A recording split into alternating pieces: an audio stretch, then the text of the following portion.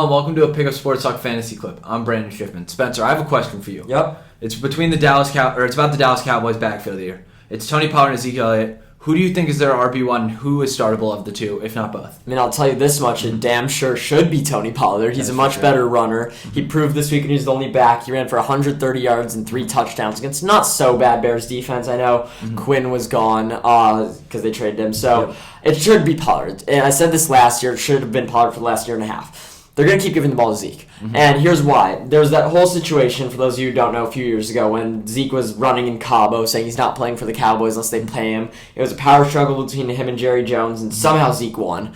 And Jones paid him. So since then, Jerry Jones is going to keep giving Zeke the ball until his contract's done because he's not going to look like a fool paying this guy not to give him the ball. So as of now, neither of them are great starts in fantasy.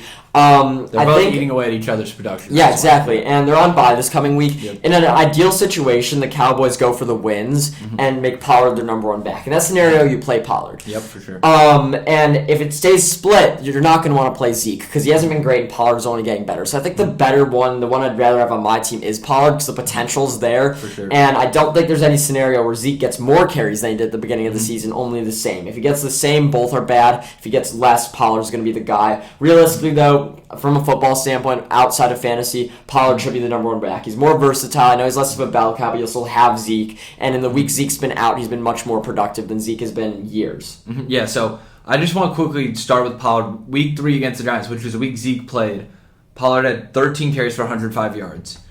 In every week of the fantasy season thus far, or every week of the NFL season, not fantasy, Zeke's only had 1 week between 1 and 7 where he had less than 13 carries.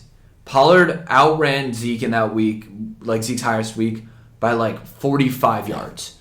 Pollard is clearly the more efficient back. With that being said, there's that power struggle, and there's Jerry Jones not wanting to admit he messed up. And I think that's going to lead to Ezekiel Elliott continuing to eat away at Pollard's carries, but Pollard has proven time and time again he is the more qualified back. He had 3 touchdowns against the Bears. One thing I'd be really worried about is that Pollard becomes the number one back, mainly getting more yards, but Zeke stays the touchdown guy. I mean, in the 2 weeks before Zeke's injury, he scored 15 and 17. Not bad, but he had a touchdown in the 15 week and 2 in the 17 week. So I really think that from a fantasy perspective, this backfield is not very efficient. I don't love either of them. If I wanted to trade for one, it'd be Pollard. And by the way, since Zeke is hurt, maybe that also affects if one's hurt and the other's happens. playing, they're absolutely 125% must start. So I'd be happy to be a Pollard owner. I think it's up from here, and I'm not too happy to be a Zeke owner because he's touchdown dependent, and if he's doing anything, it's going to be getting worse. So don't love anyone in the Dallas backfield, but still like CeeDee Lamb, still like them as a team overall. For sure, yeah. I think that it could really go either way, but I think Pollard should be their guy, but who knows? Yep. Thanks for checking us out. Check out our other fantasy clips.